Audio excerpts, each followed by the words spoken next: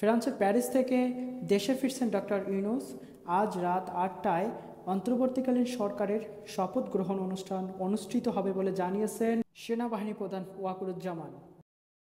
বৈষম্য বিরোধী ছাত্র আন্দোলনের সমন্বয়কদের পরামর্শেই ডক্টর ইউনূসকে বাংলাদেশের অন্তর্বর্তীকালীন সরকারের উপদেষ্টা প্রদান করা হচ্ছে।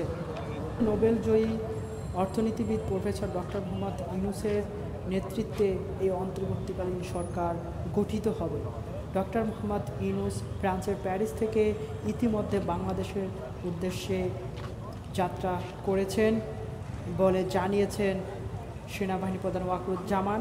তিনি বলেন, আজ দুপুর 2টা 10 মিনিটে তাকে বহনকারী বিমানটি ঢাকা শাহজালাল আন্তর্জাতিক বিমানবন্দরে পৌঁছাবেন। তার এই খবরে দেশ জুড়ে সাধারণ মানুষের মাঝে শান্তি এবং শৃঙ্খলা বিরাজ করছে। দেশবাসী এখন তাকিয়ে আছে নতুন এই সরকার বাংলাদেশের জনগণের ভোটাধিকার ফিরিয়ে দেবেন কি, এবং যত গুম খুন হত্যা রাহাজানি দুর্নীতি হয়েছে সেগুলো শক্ত হাতে দমন এবং এর ন্যায় বিচার করবেন কিনা।